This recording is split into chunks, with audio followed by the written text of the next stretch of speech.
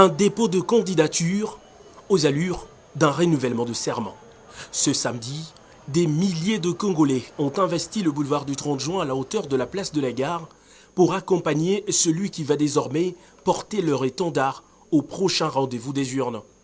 Le soleil de Kinshasa n'avait baissé en intensité quand le cortège présidentiel a franchi le siège de la CEI.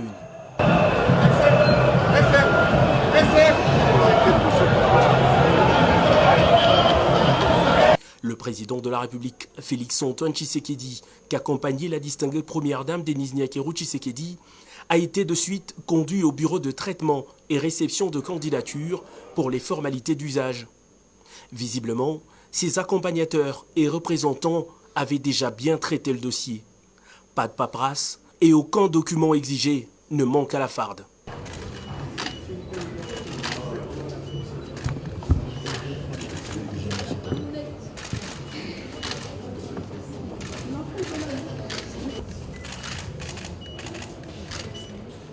Au sortir du BRTC, le président de la République est conduit comme tous les candidats déjà enregistrés au bureau du président de la centrale électorale, Denis Kadima.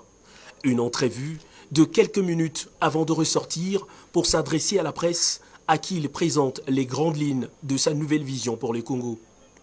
Vision qui se résume aux initiales du pays, RDC. Entendez, renaissance, développement et crédibilité. Trois mots qui vont conduire tout un projet national soutenu par des actions de grande envergure. Pourquoi renaissance?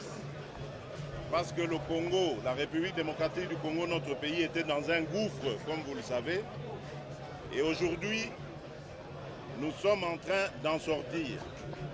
Je reviens du Katanga, du Haut-Katanga et du Lualaba. Je peux vous dire que je suis fier de ce que nous y avions réalisé. Nous mettons un accent particulier sur la renaissance de notre pays. Certains diront même la remontada, parce que nous étions très loin. Développement, parce que notre pays est classé comme un pays sous-développé, un peu paradoxalement, parce que nous avons des atouts pour avoir un des pays les plus développés, si pas les plus puissants du monde. Mais, comme vous le savez, le développement passe par une condition sine qua non, c'est la paix. Et pour avoir la paix, il faut s'en donner les moyens.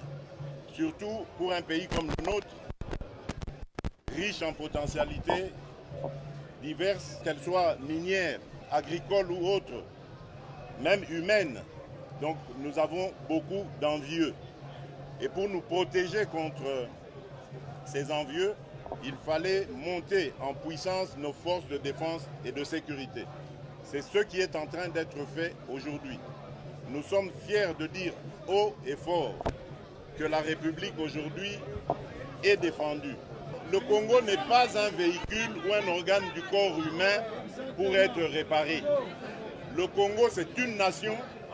Le Congo, c'est un peuple qui a besoin de pain et de paix. Nous travaillons à lui ramener la paix et nous travaillons à lui donner du pain grâce à un programme très ambitieux de transformation agricole. Pour préserver les acquis du développement et maintenir l'élan de la Renaissance, le président Tshisekedi a appelé son peuple à déjouer le plan impérialiste qui consiste à créer des candidats acquis à la cause de puissances étrangères pour mieux organiser le pillage de ses ressources et le maintenir dans la misère. Ils vont vous amener des concepts venus d'ailleurs. On a entendu déjà parler des notions du genre.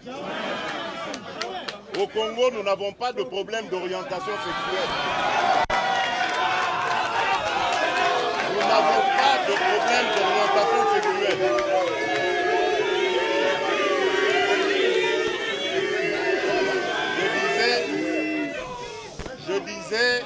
Je disais, on va vous amener des concepts venus d'ailleurs. Des concepts comme la notion du genre. Au Congo, nous n'avons pas de problème d'orientation sexuelle.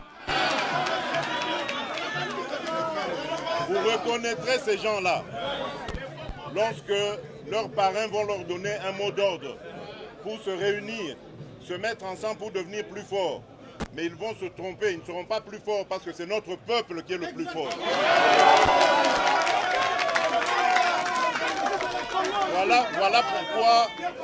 Voilà pourquoi je dis à l'étranger qu'il est temps de laisser tomber cette politique du passé qui consiste à soutenir des pantins et de penser pouvoir les faire élire contre la volonté du peuple.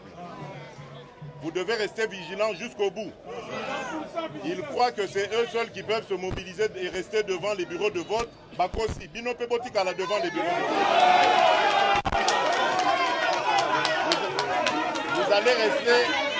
Vous allez rester devant les bureaux de vote jusqu'à la clôture du scrutin. Pour à la paix, vous reconnaîtrez ces gens-là par leur discours, vous les reconnaîtrez lorsqu'ils se mettront ensemble.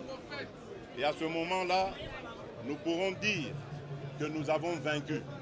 Parce que le combat est rude, comme je vous l'ai dit, mais le combat nous légué par notre leader et ses compagnons de lutte pour un Congo nouveau, un Congo fort, libre et prospère. Ce combat, nous sommes en passe de le gagner. Et donc je dis aux étrangers, je dis à l'étranger, au lieu d'avoir des candidats à qui il va dicter sa volonté, il doit plutôt venir en République démocratique du Congo et nouer des partenariats publics et privés qui vont se mettre à la volonté de notre peuple. Ils n'ont pas à dicter leur volonté, mais à faire la volonté de notre peuple. À l'instar, justement, de ce que nous sommes en train de faire avec les États-Unis d'Amérique, avec la République populaire de Chine, avec la Turquie, avec le Japon, avec les Émirats arabes unis. Voilà des partenaires qui sont venus investir en République démocratique du Congo pour aider les Congolais à créer des emplois, à transformer leurs richesses chez eux, à développer la chaîne de valeur ici en République démocratique du Congo et à rendre fier la population, le peuple congolais. Voilà en quoi tient mon programme. C'est en ces 3 lettres, RDC comme République démocratique du Congo, mais RDC aussi comme Renaissance ou Remontada, développement et crédibilité. Il y a 2 signes qui ne trompent pas. La communion de ce jour entre le peuple et son président traduit noir sur blanc la volonté d'une continuité pour de lendemains meilleurs.